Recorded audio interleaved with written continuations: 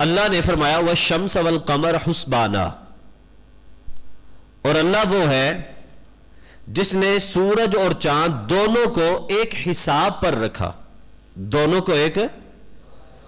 اور دوسری جگہ پہ اللہ تعالیٰ نے ارشاد فرمایا الشمس والقمر بحسبان فبأي آلاء ربكما تكذبان، سورج اور چاند ایک حساب پر چل رہے ہیں، سورج اور چاند ایک حساب پر چل رہے ہیں.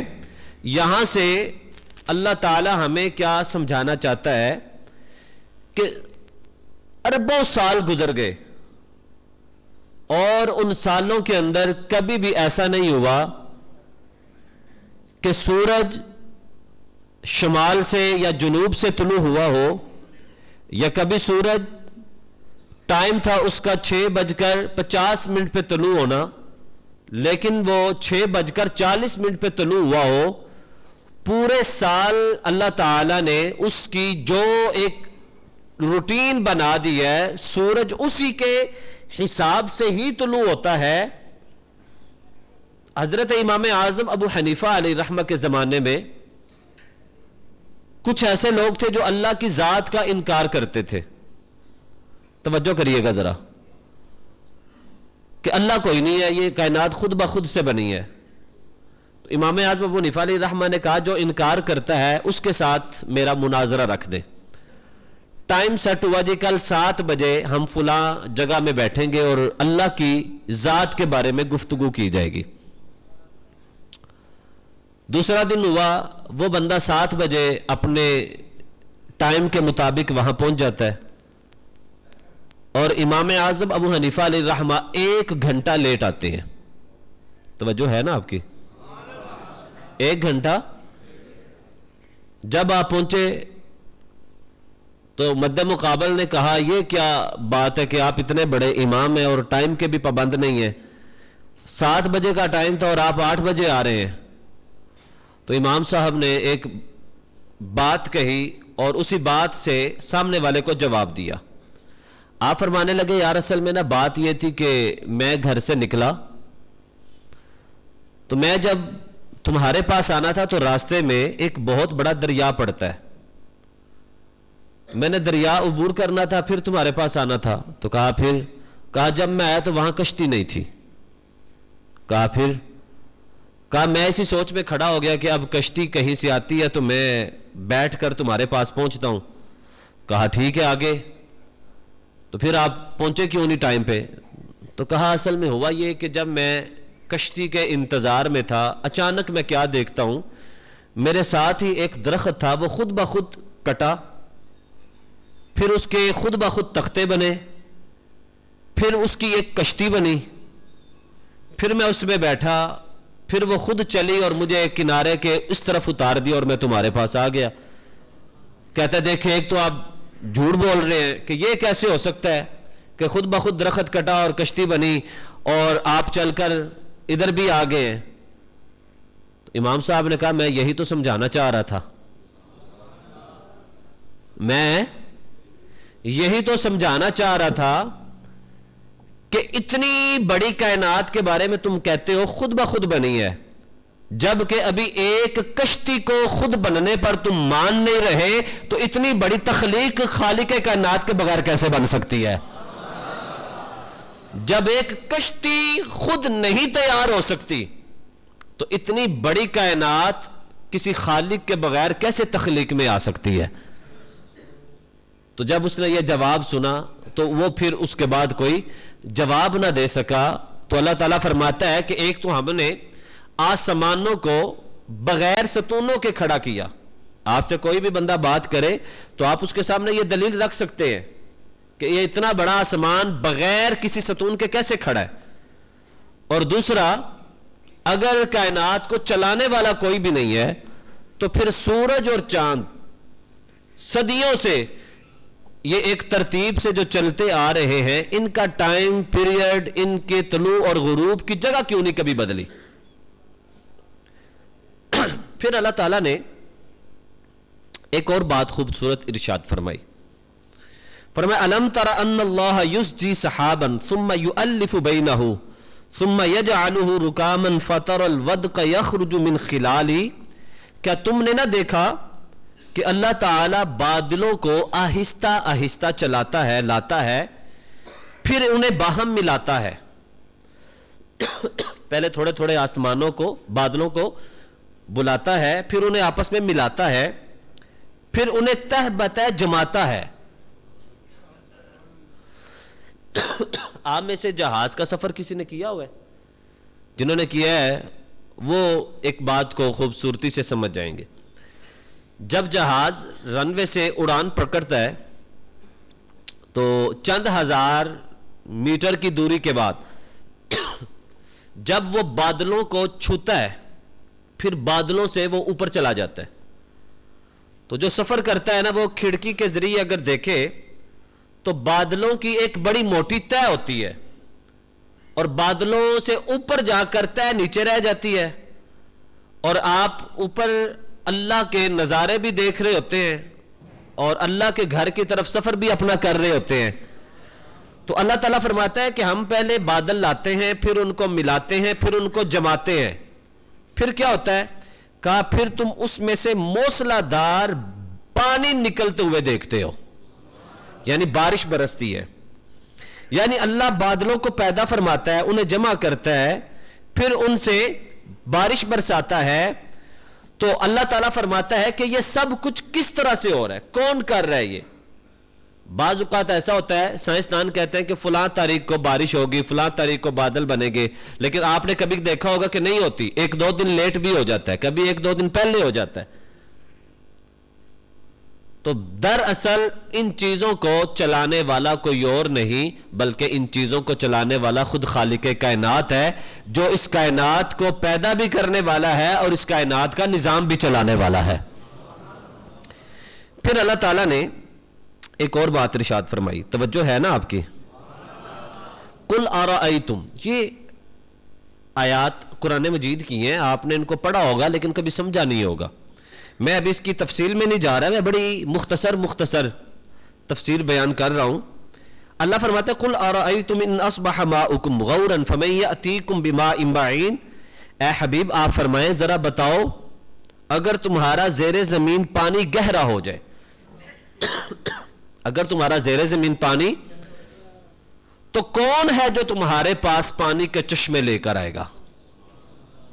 اللہ فرماتا ہے اگر میں حکم کر دوں، میں زمین کو کہہ دوں کہ اپنا پانی نیچے لے جاؤ، میں اپنا پانی نیچے لے جاؤ، تو پھر کون ہے جو اس پانی کو اوپر لے کر آئے گا؟ لَهُ مَا فِي السَّمَاوَاتِ وَمَا فِي الْأَرْضِ وَمَا بَيْنَهُمَا وَمَا تَحْتَ الثَّرَى. اللہ ہی کے لیے جو آسمانوں اور زمین میں ہے اور جو ان کے درمیان ہے اور جو گیلی مٹی کے نیچے ہے. یہ ہماری زمین کے نیچے گیلی مٹی ہے، جب بارش برستی ہے وہ گیلی مٹی اس پانی کو اپنے اندر جذب کر لیتی ہے.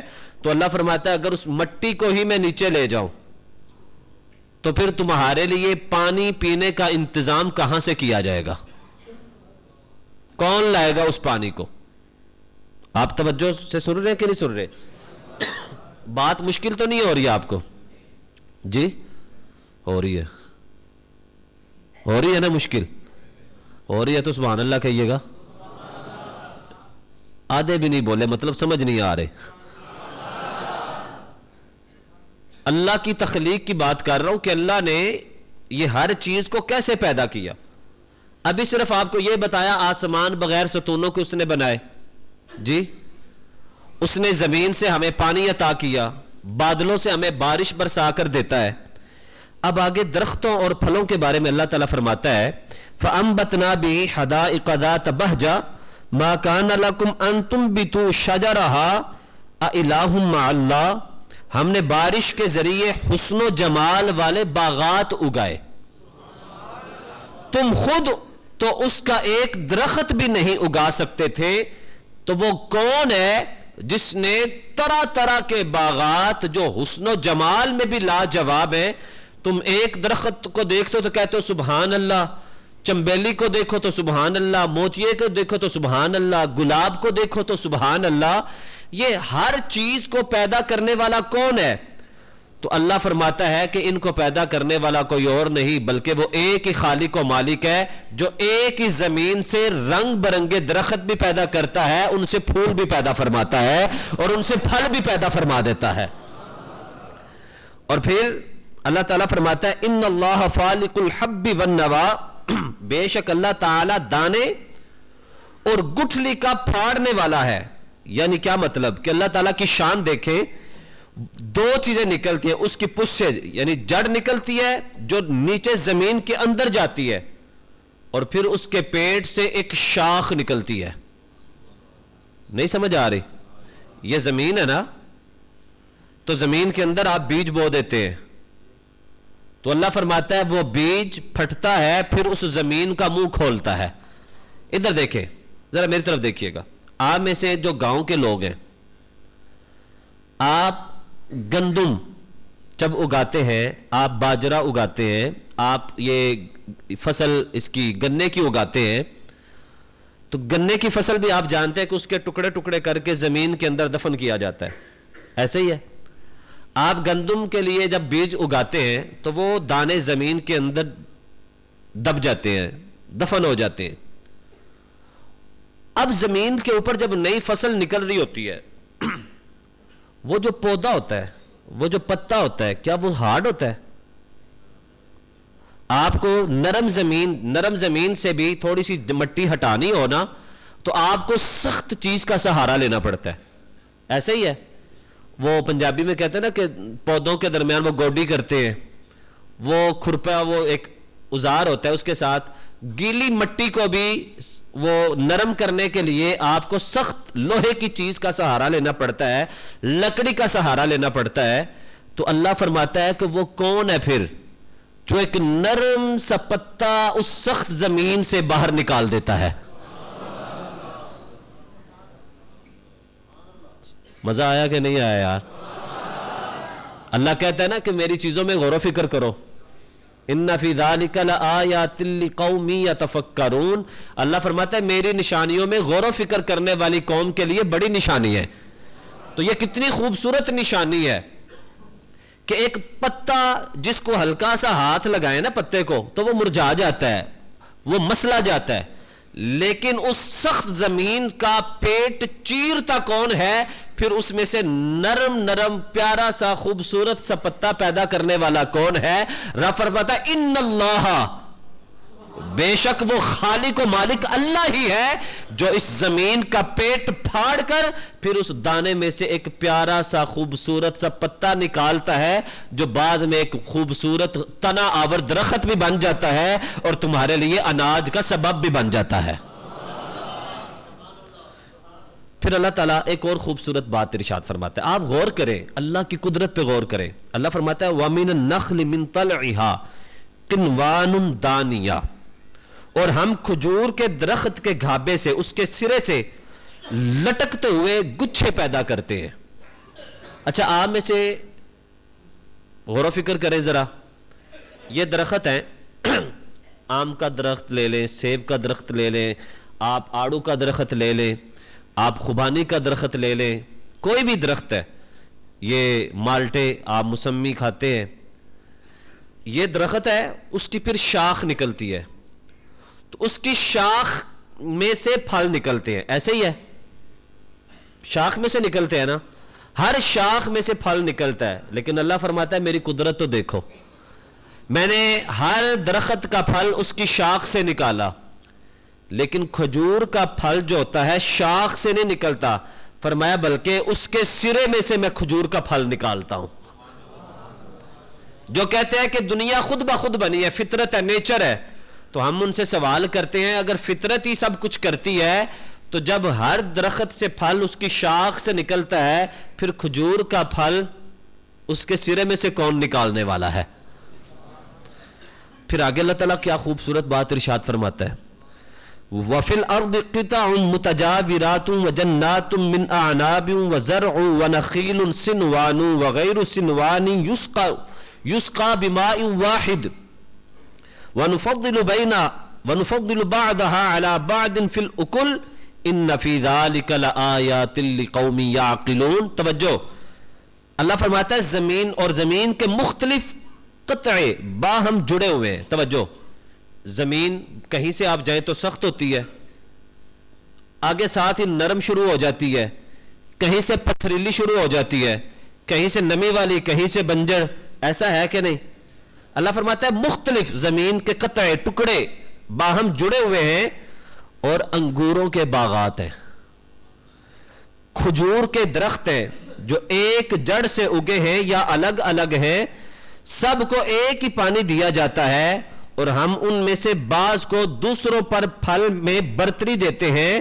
بے شک اس میں عقل والوں کے لیے, لوگوں کے لیے بڑی نشانیاں ہیں. توجہ کریے, رب فرماتا ہے ایک ہی زمین کا حصہ ہے, اس میں انگور کا بھی تم نے بیج بو دیا, اس میں کھجوروں کا بیج بھی بو دیا, اس میں آم کا بیج بو دیا, اس میں لیچی کا بیج بو دیا. ایک ہی زمین ہے, ایک ہی ایکڑ کی زمین ہے, اس کے اندر اللہ فرماتا ہے تم مختلف بیج اگاتے ہو. زمین بھی ایک ہے, پھر پانی بھی ایک ہی دیتے ہو. پھر اللہ فرماتا ہے پانی بھی ایک ہی ٹیوب ویل سے, ایک ہی نہر کا پانی تم اس ساری فصل کو دیتے ہو. پھر بتاؤ نا, اس زمین میں سے انگور کی فصل الگ سے کون نکالنے والا ہے, کھجور کا درخت الگ سے اگانے والا کون ہے؟ تو رب پوچھتا ہے کون ہے, تو فرماتا ہے وہ میں خالق و مالک ہی ہوں, کہ جو ایک ہی زمین کے قطع سے, ٹکڑا سے, ایک ہی طرح کے پانی سے جب میں فصلیں اگاتا ہوں, تم جو چاہتے ہو وہیں سے اسی چیز کی فصل میں تمہارے لیے پیدا فرما دیتا ہوں. تو یہ کون ہے؟ تو یہ کون ہے؟ اللہ. آگے چلیں, اللہ فرماتا ہے مرج البحرین یلتقیان بینہما برزخ لا یبغیان. سبحان اللہ. فبأی آلاء ربکما تکذبان. اللہ نے دو سمندروں کو باہم ملایا, وہ دونوں اکٹھے بہتے ہیں, ان کے درمیان آڑ ہے جسے وہ عبور نہیں کر سکتے. سو تم اپنے رب کی کون کون سی نعمت کو جھٹلاؤ گے؟ آپ میں سے کس کس نے ایسی ویڈیو دیکھی ہے کہ جس میں سمندر کا پانی اکٹھا ہے لیکن اس کے رنگ دو طرح کے ہیں؟ دیکھیں ہیں ماشاءاللہ. اللہ فرماتا ہے دو سمندر ہیں, یعنی دو پانی ہیں. آپ یہاں پہ پانی دو الگ الگ رکھے نا, 1 انچ کے, آپ 1 انچ تو میں نے بڑا قریب کہہ دیا, آپ 2 انچ کی دوری پہ بھی رکھ دیں, وہ پانی جو ہوتا ہے نا, وہ جیسے ہی ملتا ہے تو مکس ہو جاتا ہے, وہ ایک دوسرے کا رنگ پکڑ لیتے ہیں. لیکن اللہ فرماتا ہے کہ ذرا میری قدرت پہ غور تو کرو نا, کہ تم سمندر میں جاؤ, 1 انچ نہیں, 1 mm بھی نہیں, بلکہ یوں جڑے ہوئے سمندر ہیں. توجہ, 2 جڑے ہوئے سمندر ہیں, تم ان کو مکس کرو, وہاں سے جہاز گزارو, کچھ بھی کرو. کہا میں نے جو ان دونوں کے درمیان پردہ ڈال دیا ہے, یہ میری ہی قدرت ہے کہ وہ دونوں پانی آپس میں ملتے نہیں ہیں بلکہ ہیں ساتھ ساتھ, لیکن دونوں کو جدا میں نے پردوں کے ذریعے کر دیا ہے. تو کہا یہ کرنے والا کوئی اور نہیں, میں خود خالق و مالک ہی ہوں. تو پھر میری قدرت دیکھو, میں نے ایک دفعہ جس کو جو حکم دے دیا, پھر ہمیشہ کے لیے وہ چیز میرے حکم پر چلنے کے لیے ہمیشہ فرما بردار بن گئی ہے. تو کون ایسا کرنے والا؟ کہا وہ صرف اور صرف اللہ ہی ہے جو ان طرح کی چیزیں پیدا کرنے والا ہے. آگے چلیں, اور خوبصورت بات ہے. اللہ فرماتا ہے وَمِنْ آيَاتِهِ الْجَوَارِ فِي الْبَحْرِ كَالْأَعْلَامِ إِنْ يَشَأْ يُسْكِنِ الرِّيحَ فَيَظْلَلْنَ رَوَاكِدَ عَلَى ظَهْرِ. اللہ کی نشانیوں میں سے سمندروں میں پہاڑوں جیسی کشتیاں بھی ہیں. بحری جہاز اگر اللہ چاہے تو ہوا کو ٹھہرا دے تو وہ سمندر کی پشت پر ہی کھڑی رہے. آپ نیٹ پہ جا کے سرچ کریں, آپ اس چیز کی ہسٹری پڑھیں تو آپ کو ایک بات کا اندازہ ہوگا.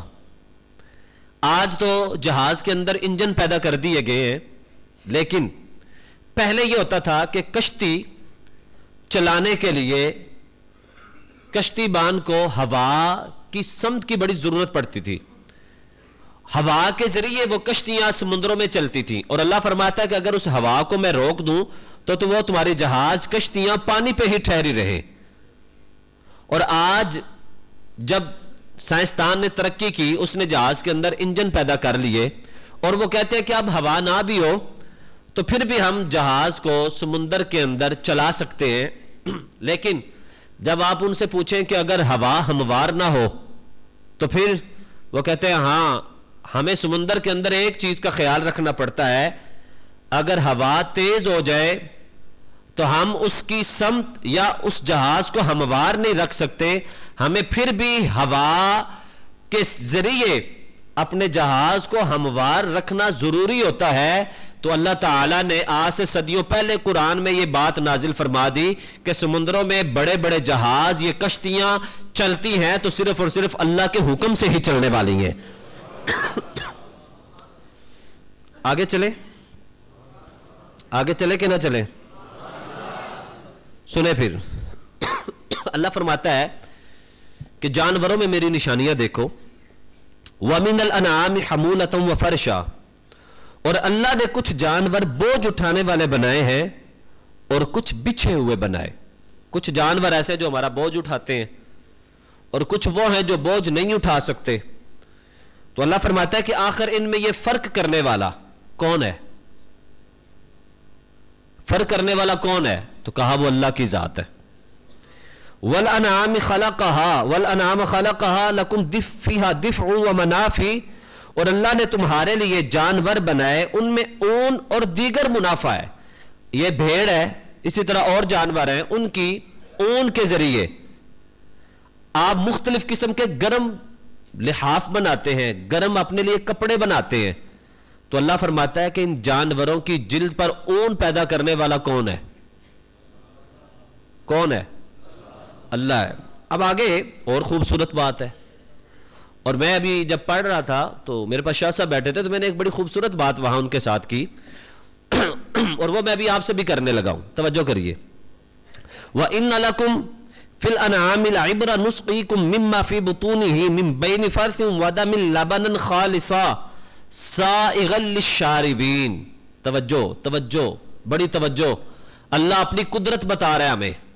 کیا اللہ فرماتا ہے اور بے شک تمہارے لیے جانوروں میں بڑی عبرت ہے، ہم تمہیں ان کے پیٹوں سے لید یعنی پخانہ اور خون کے درمیان میں سے تمہارے پینے کے لیے خالص دودھ عطا فرماتے ہیں۔ لید یعنی پخانہ بھی ناپاک ہے، خون بھی ناپاک ہے۔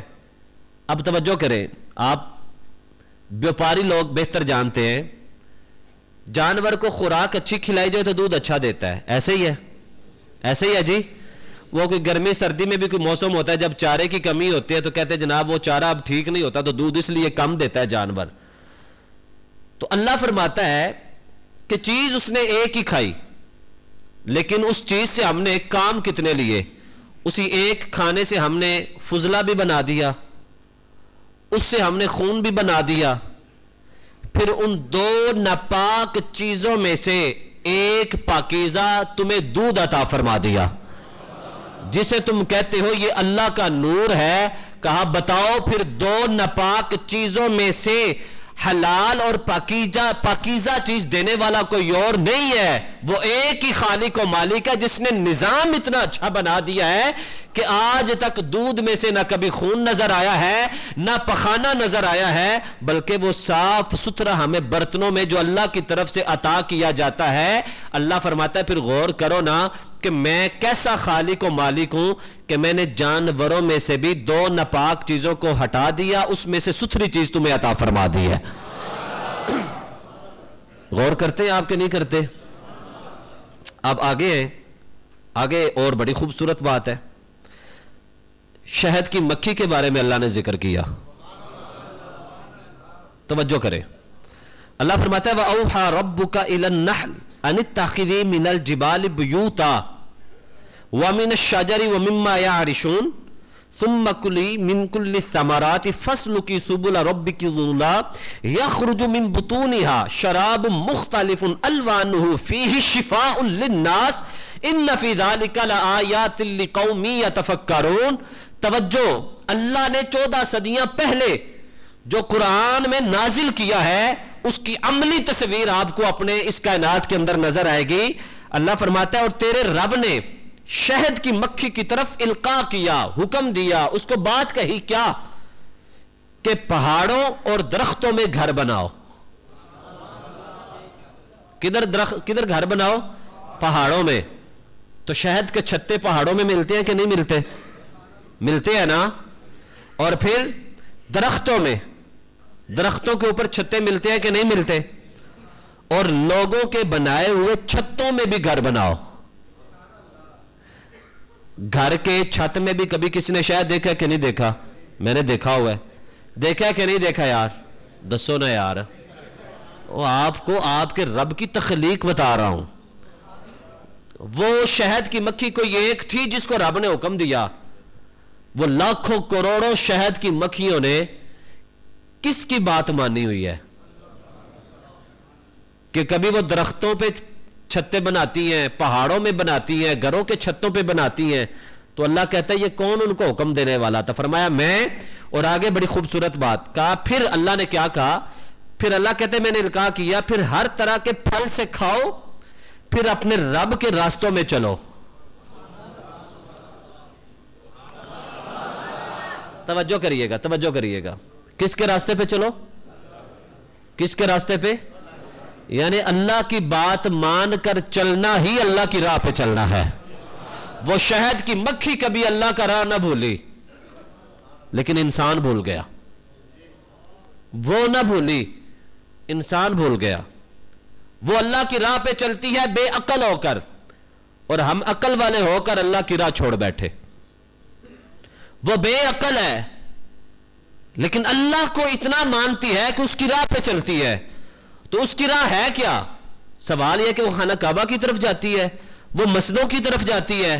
تو شہد کی مکھی کے بارے میں حضور علیہ الصلوۃ والسلام سے پوچھا یا رسول اللہ صلی اللہ علیہ وسلم اس میں مٹھاس کہاں سے آتی ہے جبکہ کڑوے میٹھے ہر طرح کے پھلوں سے یہ رس چوستی ہے؟ تو جان عالم علیہ الصلوۃ والسلام نے فرمایا اس کے پھلوں میں مٹھاس کسی اور وجہ سے نہیں آتی، بلکہ جب یہ رس چوس لیتی ہے پھر یہ راہ چلتے ہوئے مجھ پر درود پڑتی ہے. اللہ اس کے درود پڑھنے کی برکت سے ان کڑوے پھلوں اور پھولوں کے رس میں بھی اللہ تعالیٰ مٹھاس پیدا فرما دیتا ہے.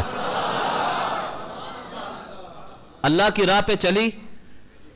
اللہ فرماتا اس کے پیٹ سے فضلہ نکلا. کیا نکلا؟ میں نہیں کہہ رہی، اللہ کہہ رہا ہے.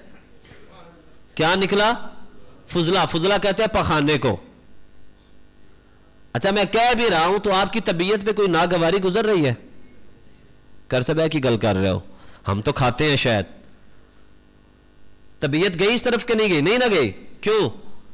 اس لیے کہ اللہ نے اس کو حلال کیا ہے. یعنی اللہ فرماتا ہے یہ میں ہوں خالق و مالک کہ جس کے فضلے کو چاہوں تو ناپاک بنا دوں، جس کے فضلے کو چاہوں تو پاک بنا دوں.